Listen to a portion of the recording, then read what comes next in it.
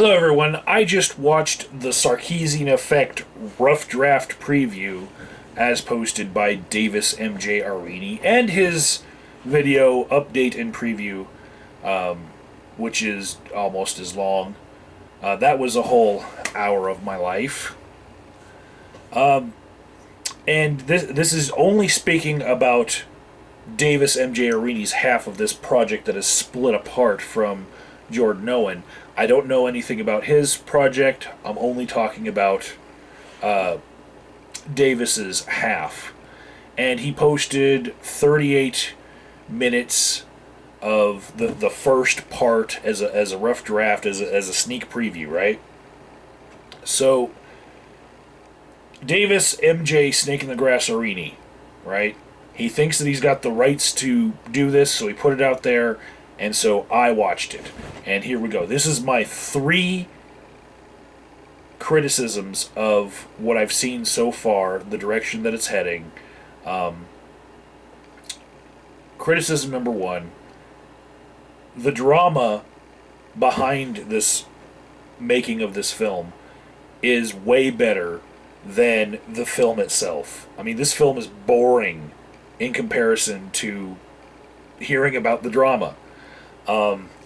And you hear a lot about journalistic integrity out of Davis, Aurini, and Jordan Owen, when they're fighting back and forth. But here's another rule about journalism, okay, from somebody who has a major in English. Don't become the story. It's one of the hallmarks of proper journalism. Criticism number 2. A lot of this content that I'm seeing is stuff that people who have been following the Gamergate story, they already know.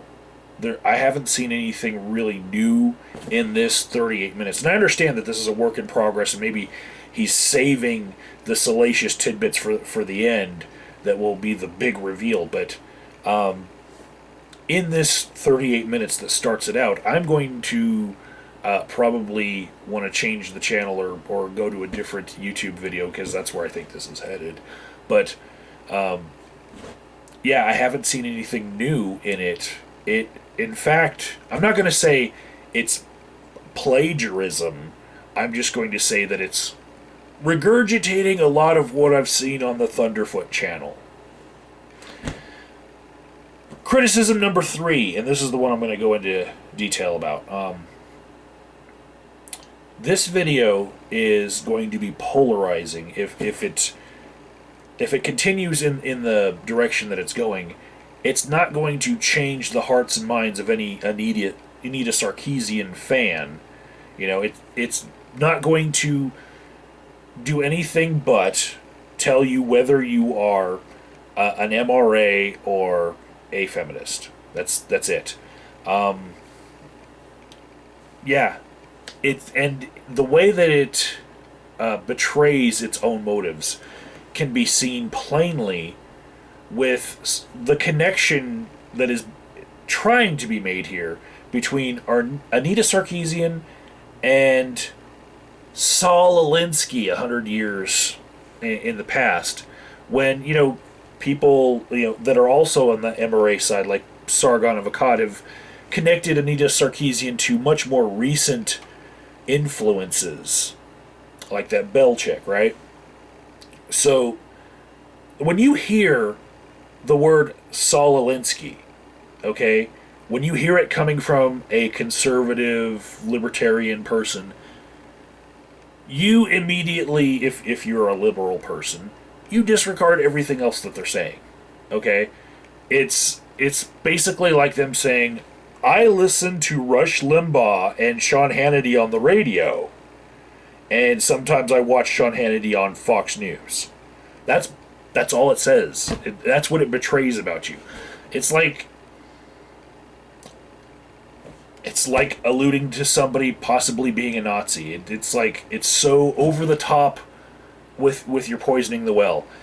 The opposite might be a Republican presidential candidate being painted as, oh, well, okay, vote for him if you want to see the same policies that George W. Bush had, you know, how do we know that that person's going to make the same exact decisions as George W. Bush? It's kind of ridiculous to think that that's going to persuade anyone. And yeah, if you have a visceral reaction to the word feminazi as a liberal person, you know that that betrays that someone listens to Rush Limbaugh. If you were on the conservative side and you really listened to their echo chamber, you would hear Saul Alinsky daily. Okay? In the real world, okay, not in that bubble, but in the rest of the world, and in liberal echo chambers, you don't hear that name at all. Okay? Try painting someone as being connected to someone that they actually feel like they influenced them. Okay?